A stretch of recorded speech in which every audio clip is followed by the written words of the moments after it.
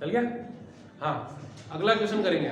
लिखो रेखीय प्रसार गुणांक और पृष्ठीय प्रसार गुणांक में संबंध लिखो और सिद्ध करो। रेखीय प्रसार गुणांक बहुत इंपॉर्टेंट क्वेश्चन है। रेखीय प्रसार गुणांक क्या लिखा? मतलब कौन? अल्फा, ठीक है ना। तथा कौन सा है? कौन? पृष्ठीय प्रसार गुणांक। पृष्ठीय प्रसार गुणांक कौन है? दोनों में संबंध लिखो और सिद्ध करो। अल्फा बीटा में संबंध सिद्ध करना, ठीक है ना। तो मैंने आप लोगों को पढ़ाया था, क्या पढ़ाया था आपको? रेखीय प्रसार गुणांक किसे कहते हैं? कि किसी एकांक लंबाई का ताप 1 डिग्री सेंटीग्रेड बढ़ाने पर उसकी लंबाई में जो वृद्धि होती है उसे उस पदार्थ का रेखीय प्रसार गुणांक कहते हैं। तो लिख लो इसकी परिभाषा फिर से। यदि फिर से एक बार और लिख लें, रेखीय प्रसार गुणांक की परिभाषा से क्या परिभाषा है?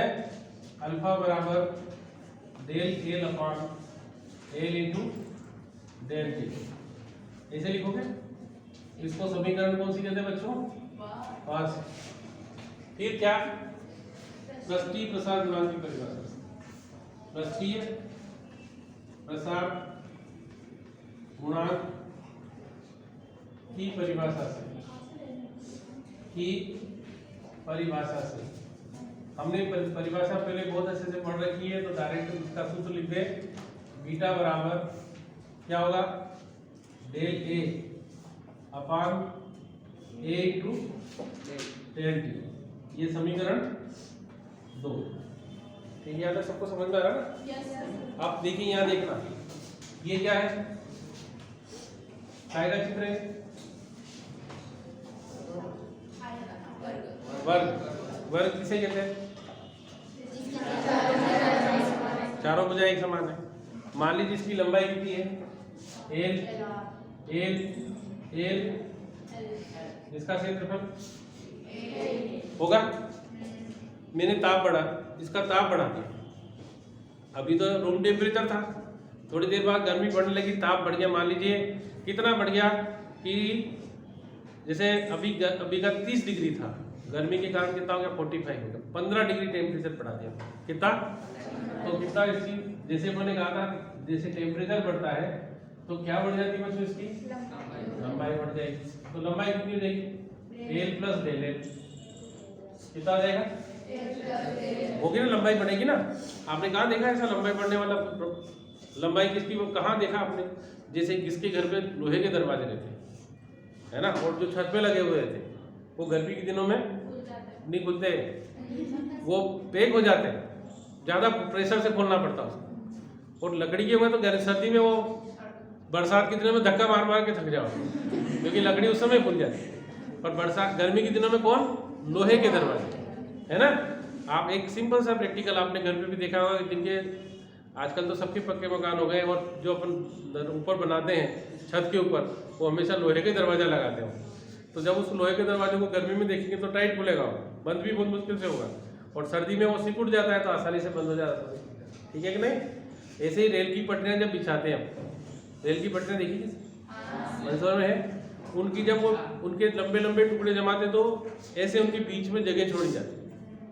गर्मी के दिनों में वो फैल करके ऐसे मिल जाते हैं, और सर्दी में आपको सिकुड़ के दूर हो जाते हैं। अगर ऐसा नहीं करेंगे तो बहुत लंबी बिछा देंगे तो फिर टेढ़ी मेढ़ी हो जाएगी गर्मी पाकर। तो जब अपनी ट्रेन चलती है तो बिल्कुल पैरेलल पे चलती है, सीधी पर, टेढ़ी मेढ़ी हो जाएगी तो क्या होगा? ट्रेन एक्सीडेंट हो जाएगा। एक और आपने उदाहरण देखा होगा, अब तो बैलगाड़ी किसी की रही नहीं, सबके ट्रैक्टर हो गए। बैलगाड़ी है किसी के? बैलगाड़ी किसी के नहीं है। बैलगाड़ी का पहिया देखा? लकड़ी का रहता है, और उसके ऊपर लोहे की हाल चढ़ाते हैं। उस हाल को चढ़ाते समय गर्म करते हैं, तो गर्म करने पर वो फैल जाती है और उस लकड़ी को आराम से कड़क पकड़ लेगी। फिर क्या होगा?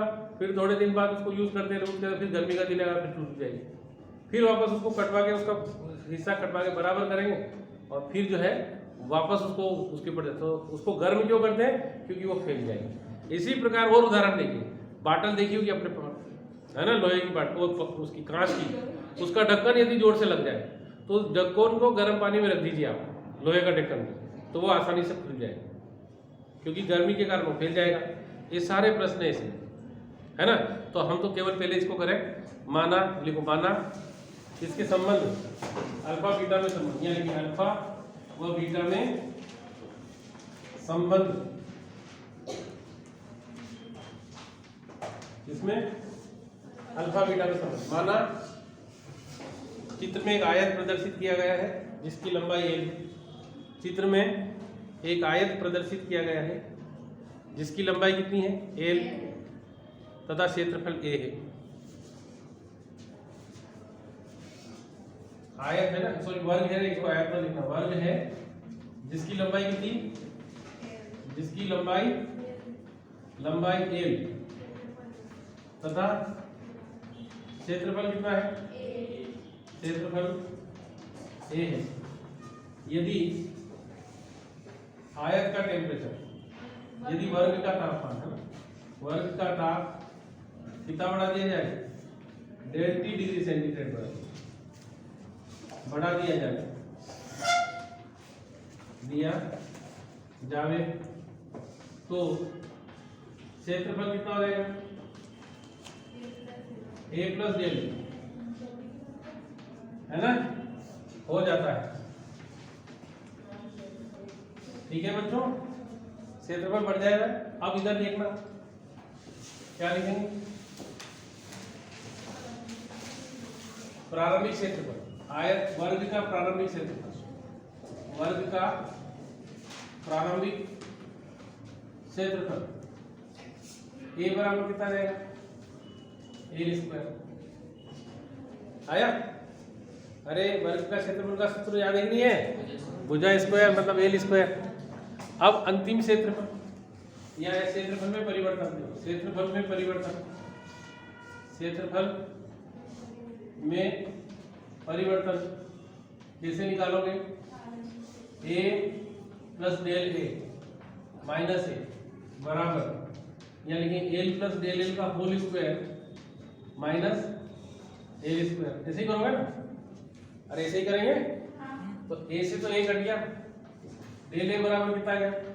इसका सूत्र लगा दो, l square plus 2l into del l, फिर कितना?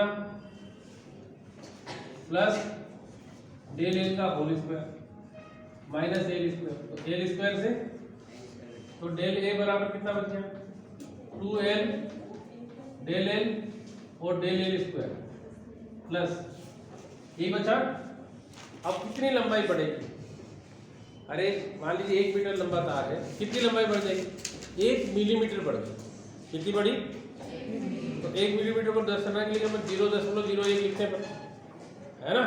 तो 0.01 का स्क्वायर करेंगे तो फिर कितना जाएगा? 0.01 का स्क्वायर करोगे कितना आएगा? 0.0001 और छोटी राशि हो गई, इसलिए अपन क्या करेंगे? a स्क्वायर को नगण्य मान लेंगे। क्या लिखेंगे? a डेल l स्क्वायर का मान अत्यंत कम होने के कारण, अत्यंत कम होने के कारण इसे नगण्य मानने, इसे कैसा मानने पर? नगण्य मानने पर। जैसे अपन ने माना तो हमारे पास कितना है? देखो अब डेल a बराबर कितना? 2l into del l। आ गया? आ गया? अब हमारे समीकरण 2 से, समीकरण 2 में a तथा डेल a का क्या रखने पर? मान रखने पर रख दो। देखिए मान कितना जाएगा? बीटा पूरे बच्चों बराबर a, फिर कितना था? Del a into del t, ऐसा लिखा था ना मैंने। तो बीटा बराबर डेल a ऊपर था, हाँ हाँ डेल ए का मान कितना है? डेल ए का मान है 2l इंटू डेल ए बटे एल स्क्वायर इंटू कितना डेल टी। तो देखो एल स्क्वायर से एल कट गया तो बीटा बराबर कितना आ गया 2 कोष्टक में डेल एल बटा एल और फिर आगे कितना डेल टी। अरे ऐसा था नहीं था? इसको क्या लिखेंगे बीटा बराबर 2 और इसको क्या लिखा समीकरण से अल्फा। क्या लिख दिया? अर्थात यही किस में संबंध है? अल्फा और बीटा में संबंध है। यही अल्फा और बीटा में संबंध है। अर्थात पृष्ठीय प्रसार गुणांक का मान रेखीय प्रसार गुणांक के दुगने के बराबर होता है। होता है कि नहीं होता है? अर्थात पृष्ठीय प्रसार गुणांक का मान किसके गुणांक किसके रेखीय प्रसार गुणांक के 2 गुने के बराबर होता है।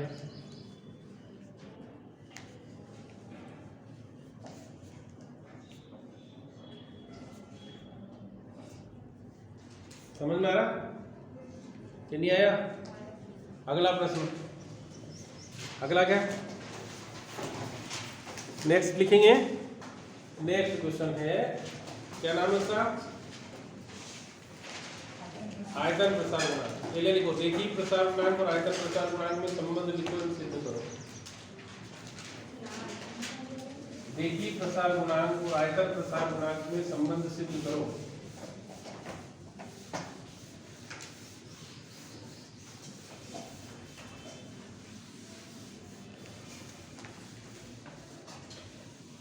बहुत इंपॉर्टेंट प्रश्न है ये दोनों, अच्छे से याद करना इनको, है ना। देखो कौन कौन से बताया मैंने? रेखीय प्रसार गुणांक, प्रसार गुणांक। अब ये अपने पास एक मान लीजिए ऐसा घन है। घन किसे कहते हैं? जिसकी सभी फल के आपस में कैसे बराबर हो, ऐसा है ये घन।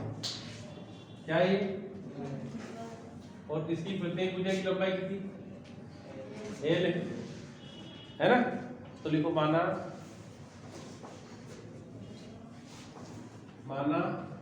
चित्र में घन है। चित्र में एक घन प्रदर्शित किया गया है, एक घन दर्शाया गया है, जिसका दर्शाया गया है, जिसकी प्रत्येक भुजा की लंबाई, जिसकी प्रत्येक भुजा की लंबाई प्रत्येक है ना, भुजा की लंबाई, भुजा की लंबाई कितनी है बच्चों? एल। यानी कि प्रारंभिक आयतन, प्रारंभिक आयतन कितना आएगा? V बराबर एल क्यू। घन के आयतन का सूत्र टेंथ में पढ़ा होगा, पढ़ा था? क्या था? L Q.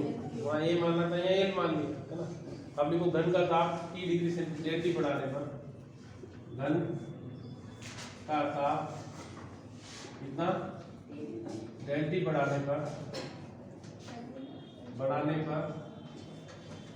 है ना, लंबाई कितनी हो जाएगी?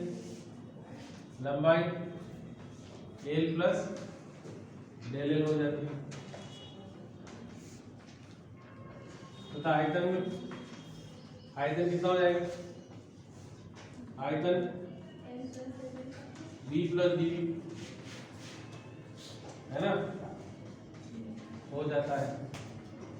यहाँ लिखे आयतन में परिवर्तन, इसमें आयतन में परिवर्तन कितना निकालें? अंतिम में से प्रारंभिक को घटा देंगे, माइनस बी बराबर एल प्लस का whole cube minus L cube. क्यों रे? समझ में आ रहा है? ये समझ में आया? अरे समझ में आ रहा है? घटा दिया, अंतिम आयतन में से प्रारंभिक को घटा दिया। तो यहाँ भी अंतिम आयतन में से प्रारंभिक को, दोनों एक ही चीज है ना। अब यहाँ V से भी कट जाएगा, ये कितना बचा? बराबर कितना? यहाँ a प्लस बी के होल क्यूब का फार्मूला सबको याद होगा क्यों भगवान? याद है ना? हाँ, हमारी क्लास सबसे धन्य क्लास है, मैं भगवान को पढ़ाता हूँ। L cube plus del L cube, बहुत अच्छा नाम है बेटा तेरा यार। तेरा नाम यदि जिंदगी में मरते समय भी मेरा नाम तेरा मेरे जबान पे आ जाएगा तो मेरा तो उद्धार हो जाएगा। कहते हैं ना मरते समय ईश्वर का नाम आ जाने पर उसको मोक्ष मिल जाता है ना? मोक्ष ही चाहिए, बाकी कुछ भी सब बेकार है। देखो l cube del L cube 3 del l, फिर plus 3 l del l square और माइनस एल क्यूब। तो एल क्यूब से एल क्यूब कट जाएगा। और छोटी जगह लिखता बेटा अच्छा लगता है नहीं, कागज में लिख ले, ऐसा क्या कम कर? हाँ हाँ, फिर गिलोरी कार्ड लाके देखना पड़ेगा क्या लिखा था मैंने, समझ में नहीं आ रहा है। ये हो गया? हो गया था? फिर इसमें मुख्य बात, एक तो ये वाला और एक ये वाला, दोनों स्क्वायर और क्यूब है तो बहुत छोटी राशियां हैं। तो यहाँ पर को ये लिखना है कि डेल एल क्यूब तथा डेल एल स्क्वायर का मान अत्यंत कम होता है। क्या होता है बच्चों? अत्यंत कम होता है, अतः इनको नगण्य मान, अतः इन्हें कैसा मानने पर? नगण्य मानने पर। मान लो नगण्य, कितना जाएगा? डेल बी बराबर अपने पास बच जाए 3 L square into del L, यही बचेगा ना? स्क्वायर और क्यूब को नगण्य मानना, डेल एल को नहीं मानना, ठीक है? अब लिखो आयतन प्रसार गुणांक की परिभाषा से। अब किसकी परिभाषा से? आयतन प्रसार गुणांक की परिभाषा से। क्या है आयतन प्रसार गुणांक की परिभाषा? देखो इधर लिखा है गामा, क्या लिखा आपने? बराबर डेल बी बटा कितना? बी डेल टी, ये गामा है, इसको गामा बोलते हैं। ये से देखो इसमें क्यों बोलते हैं इसको भी ध्यान से सुनो। अल्फा कण जो होते हैं उन पर ऋण आवेश धन आवेश होता है, बीटा पर ऋण होता है और गामा सीधे चले जाते हैं धन आवेशित होते हैं, इसलिए गामा किरण का चिन्ह है सीधी चली गई, कोई किसी की तरफ नहीं मुड़ी। वो तो गुरुत्वाकर्षण के कारण से नीचे परिवर्तन हो गया, नहीं तो ऊपर ही चली जाती है।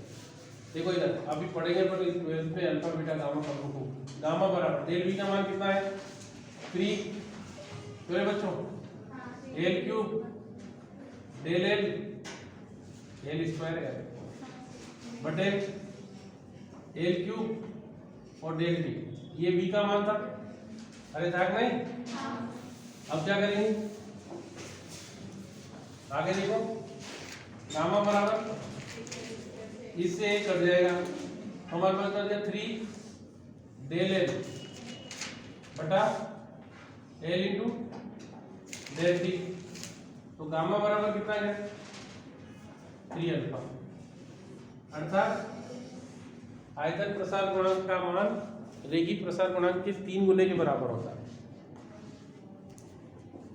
अर्थात आयतन प्रसार गुणांक का मान रेखीय प्रसार गुणांक के 3 गुने के बराबर होता है।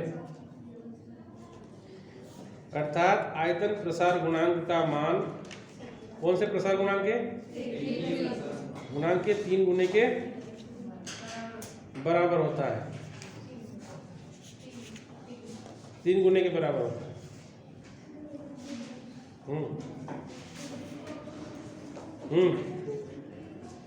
ये अपने पेज नंबर 293 पर कर रखा है इसने किताब वाले ने, बहुत छोटा किया है, चिंता नहीं करना।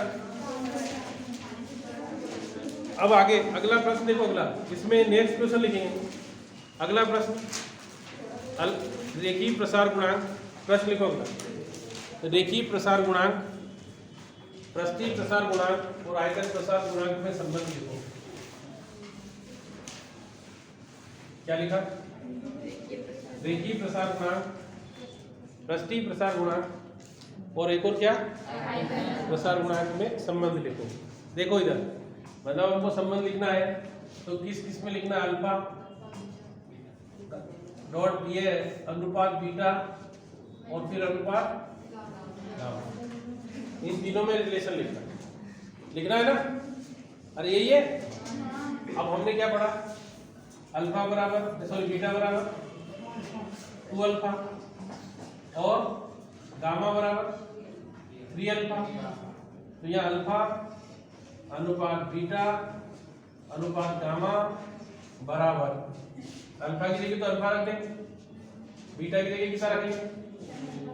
2 अल्फा और गामा की जगह कितना रखेंगे? 3 अल्फा। तो कितना रहेगा? अल्फा अनुपात बीटा अनुपात गामा बराबर 1 अनुपात 2 अनुपात, ये तीनों को मिल तरीके से। और क्या? हाँ क्या कुछ बोल रहे हो?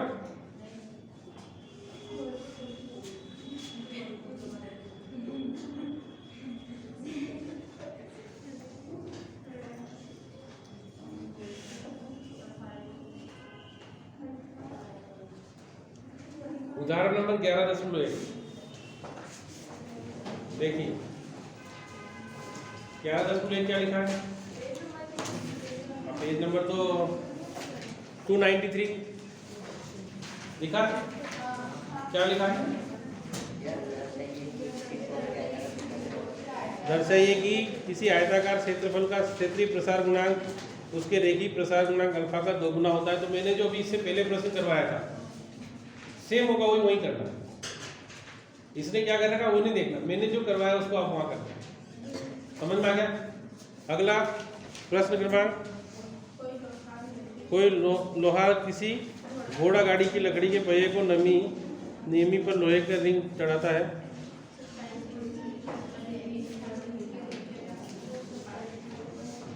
हाँ ये भी बहुत अच्छा प्रश्न करवाते हैं, इसको देखो। इसके बाद आगे देखेंगे विशिष्ट ऊष्मा और ऊष्माधारिता। अगला पॉइंट आ रहा अपना विशिष्ट ऊष्मा और ऊष्माधारिता, यही आ रहा ना? अगला देखो किताब में क्या लिख रखा, विशिष्ट ऊष्मा और ऊष्माधारिता। पहले विशिष्ट ऊष्मा किसे कहते? विशिष्ट ऊष्मा किसे कहते? क्या टाइम है?